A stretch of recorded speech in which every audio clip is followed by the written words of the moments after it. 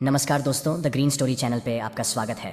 मैं आपके लिए एक बहुत अच्छी कहानी लेकर आया हूँ, जैसे सुनकर आप कुछ अच्छा सबक सीख सकते हैं। दोस्तों, कहानियाँ जीवन जीने की काल को सिखाती हैं और छोटी छोटी कहानियाँ सबके लिए बहुत ज़्यादा फायदेमंद होते हैं, क्योंकि छोटी छोटी कहानियों में ज़्यादा पढ़ना भी नहीं पड़ता है और हर कहानी में अच्छी शिक्षा तुरंत ही मिल जाती है कि यही कारण है आजकल इतना ज़्यादा फेमस है। तो चलिए कहानी को शुरू करते हैं। यह कहानी है एक गाँव में रहने वाले एक गरीब मछुआ की, जिसका नाम रामू था। रामू अपने पिताजी के साथ रहता था और उनकी आर्थिक स्थिति बहुत ही कमजोर थी। उनके पिताजी के पास केवल एक छोटी सी नाव थी, जिसके साथ वे अपने परिवार का पेट पालते थे। रामू बचपन से ही मछली पकड़ने का काम करता आया था। धीरे धीरे उसने मछुआने की कला में कुशलता प्राप्त की और वह एक अच्छा मछुआ बन गया। लेकिन उसके पास एक समस्या थी। उसकी छोटी सी नाव बहुत ही पुरानी और टूटने की स्थिति में थी।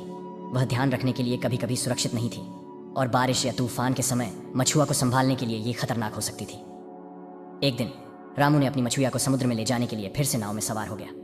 वह नदी के किनारे बड़ समुद्र की ओर चल पड़ा, लेकिन आधा रास्ता ही तभी उसकी नाव टूट गई और उसकी सारी मछुओं को संभालने की कोशिश करने के बावजूद वह समुद्र में गिर गया।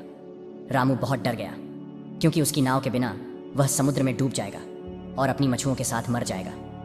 लेकिन वह निराश नहीं हुआ और संघर्ष करने के लिए तत्पर रहा। उसने अपने दिमाग का उपयोग करके एक विचार तैयार किया। रामू ने अपने नाव के टुकड़ को एकत्र किया और उन्हें एक दूसरे से बांध दिया। उसने अपनी मछुओं को वहां उन टुकड़ पर बिठा दिया जहां वह सुरक्षित थे। जब तूफान समाप्त हुआ और समुद्र शांत हो गया, तो रामू ने अपनी मछुओं को सुरक्षित रखने के लिए उन्हें वापस अपनी नाव में बिठाया और गांव वापस चल दिया। उसकी साहसिकता और निरंतर प्रयासों के बाद उसने न केवल अपनी मछुओं को सुरक्षित रखा, बल्कि वह उन्हें बाजार में बेचकर भी अच्छी कमाई करने में सफल रहा।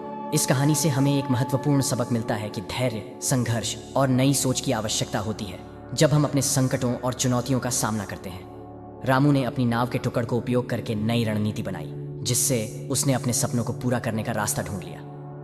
यह हमें यह दिखाता है कि हमें हमारी सामरिक स्थिति को प्रबंधित करने के लिए अपने विचारों का उपयोग करना चाहिए, और अगर हम मेहनत और समर्पण के साथ काम करें तो हम किसी भी मुश्किल में सफल हो सकते हैं। तो अगर इस कहानी को और भी लोगों तक पहुंचना चाहते हो तो इस वीडियो को लाइक करें, ताकि YouTube ज़्यादा से ज़्यादा लोगों तक भेज सके। अगर कहानी अच्छी है तो चैनल को सब्सक्राइब ज़रूर करिए और कमेंट में बताएं। मिलता हूँ मैं अगली बार ऐसे ही कहानी के साथ।